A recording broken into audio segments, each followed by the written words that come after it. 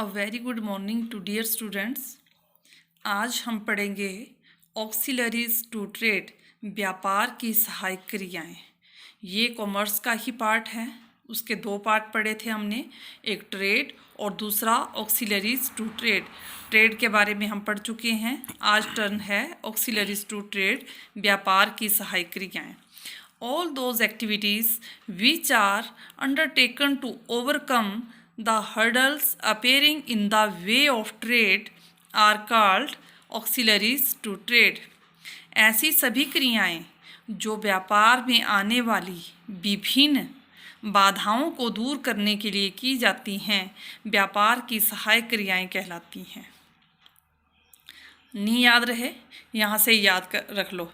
व्यापार की सहायक क्रियाएं क्या होती हैं? ऐसी क्रियाएं जो व्यापार में सहायता करती हैं, उन्हें व्यापार की सहायक क्रियाएं कहते हैं।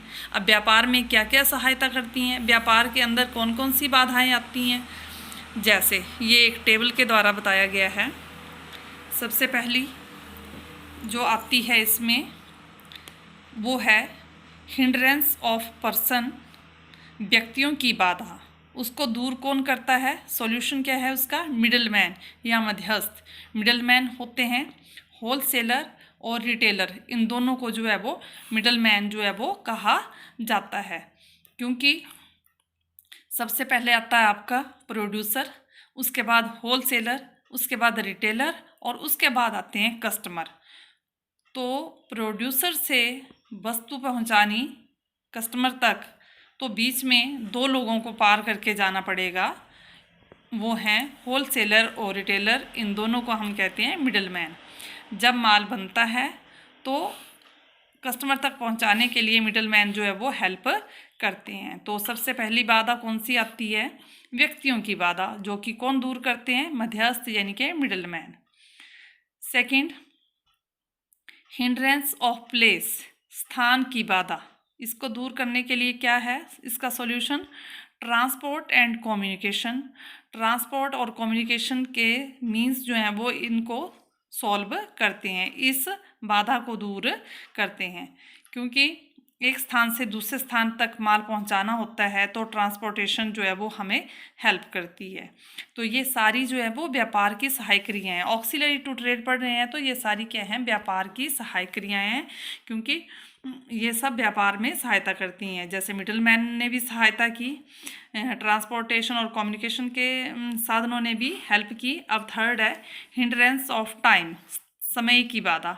इसको दूर करते हैं वेयर हाउसिंग यानी कि संग्रहण।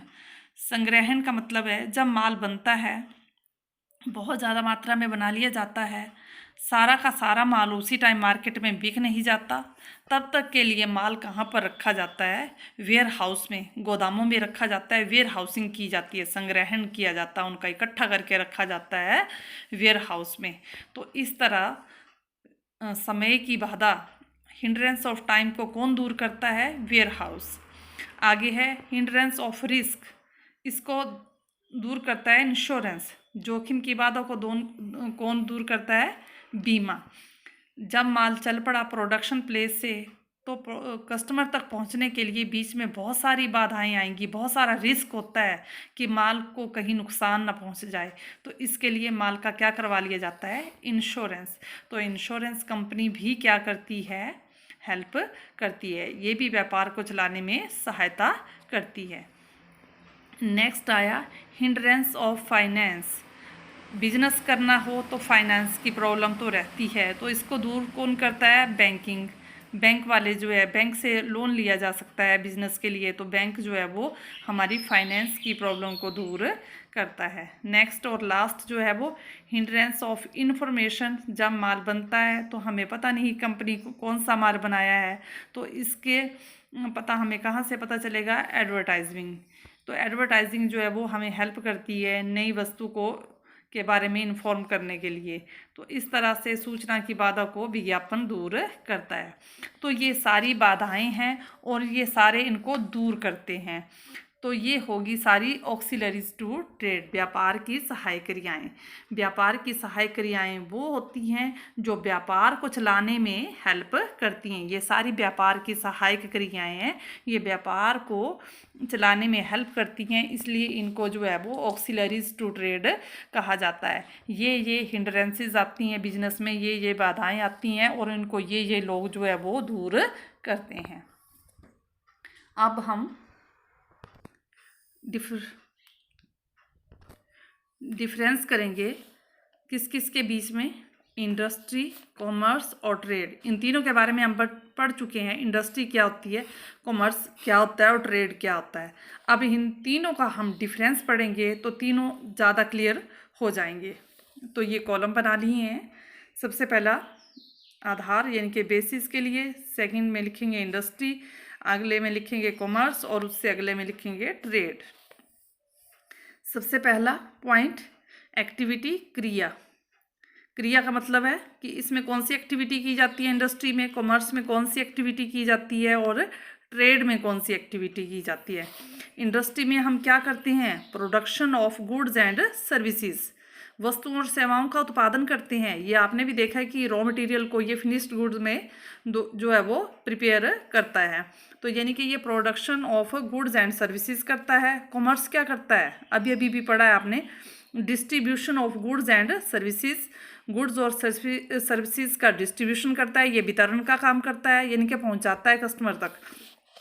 थर्ड, ट्रेड क्या काम करता है, buying and selling of goods and services, ये वस्तुओं और सेवाओं का क्रय विक्रय। बिजनेस में क्या किया जाता है, प्रॉफिट अर्न करने के लिए वस्तुओं और सेवाओं का क्रय विक्रय किया जाता है, बाइंग और सेलिंग की जाती है, इसमें डिस्ट्रीब्यूशन की जाती है गुड्स एंड सर्विसेज की, और इसमें प्रोडक्शन की जाती है गुड्स एंड सर्विसेज की।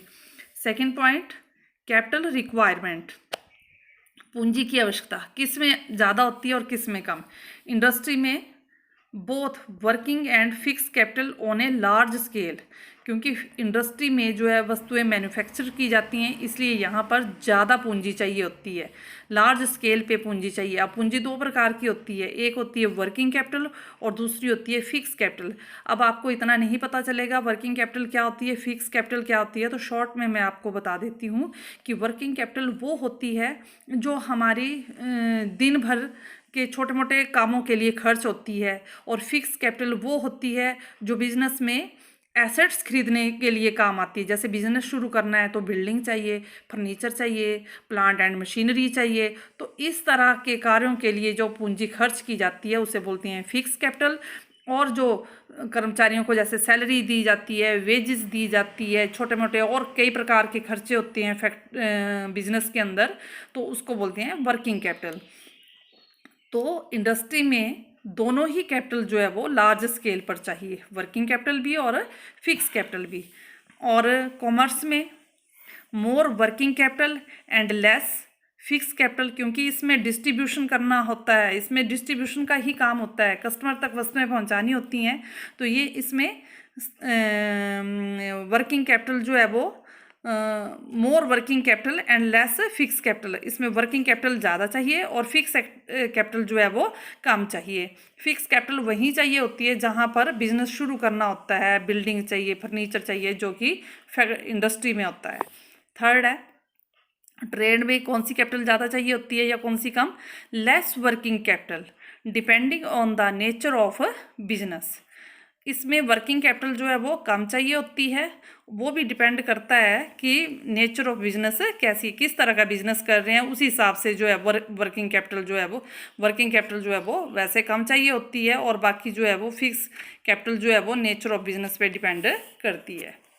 नेक्स्ट है स्कोप, इट इंक्लूड्स, ये जो आपने इसके पार्ट्स पढ़े हैं, इंडस्ट्री के कितने प्रकार की होती है, it includes primary industry, secondary और सर्विस इंडस्ट्री, तीनों आती हैं ना इंडस्ट्री के अंदर, आप पढ़ चुके हैं। और कॉमर्स में it includes trade and auxiliaries to trade, जो अभी हमने पढ़ा है, इसमें ट्रेड और ऑक्सिलरी टू ट्रेड आता है। और ट्रेड में क्या आता है, व्यापार में it includes home and foreign trade, देशी व्यापार और विदेशी व्यापार। समझ गए, बड़ा आसान है। इसमें प्राइमरी, सेकेंडरी और सर्विस इंडस्ट्रीज, इसमें ट्रेड और ऑक्सिलरीज टू ट्रेड, और इसमें home trade and foreign trade, देशी व्यापार और विदेशी व्यापार को शामिल किया जाता है। नेक्स्ट पॉइंट है रिस्क एलिमेंट, जोखिम तत्व। किस में जोखिम अधिक होता है, किस में कम होता है? तो सबसे ज़्यादा जो रिस्क होता है वो किस में होता है? इंडस्ट्री के अंदर। मैक्सिमम रिस्क, सबसे अधिक जोखिम, क्योंकि वस्तुएं बनानी होती हैं, बना हुआ माल जो है वो फिर बिक भी सकता है और नहीं भी बिक सकता है। और कॉमर्स में less risk as compare to industry, industry की अपेक्षा कम रिस्क, इसमें भी रिस्क होता है लेकिन इसकी अपेक्षा थोड़ा कम होता है। और ट्रेड में लेस रिस्क, इसमें कम जोखिम होता है, इसमें buying and selling of goods and services किया जाता है तो इसमें कम रिस्क होता है। नेक्स्ट है लास्ट, म्यूचुअल डिपेंडेंस, एक दूसरे पर निर्भरता। अब जो इंडस्ट्री है, commerce and trade depend on industry, ये दोनों इसके आगे वाले, इंडस्ट्री के आगे है कॉमर्स और ट्रेड, ये दोनों ही किस पर डिपेंड करते हैं? इंडस्ट्री पर। समझ गए ना? क्योंकि ये दोनों तभी काम करेंगे जब इंडस्ट्री कुछ बनाएगी, तो ये दोनों इसके ऊपर डिपेंड करते हैं। Second, commerce is not possible without trade. अब ये जो कॉमर्स है ये इसके बिना, ट्रेड के बिना पॉसिबल नहीं है।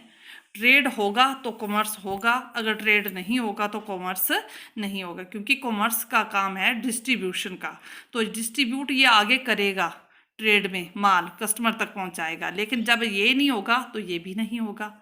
और third and last, in the absence of trade there is no justification of commerce and industries, कि ट्रेड की एब्सेंस में कॉमर्स और इंडस्ट्री का कोई औचित्य नहीं है, कोई जस्टिफिकेशन नहीं है।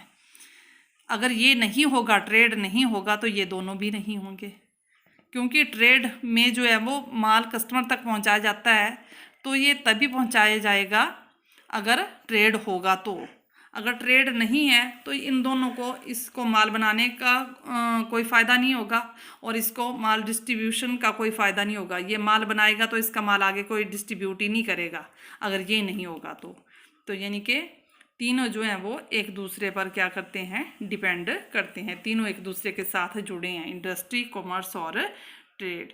ये था डिफरेंस आपका, और जो कि काफ़ी इम्पोर्टेंट है। आपने अगर पीछे का आपको समझ ना भी आया होगा तो इस डिफरेंस को याद करने के बाद आपको ये पता चल जाएगा कि तीनों का मीनिंग है क्या है, तीनों क्या चीज़ है, इंडस्ट्री में क्या किया जाता है, कॉमर्स में क्या किया जाता है और ट्रेड में क्या किया जाता है। Thank you.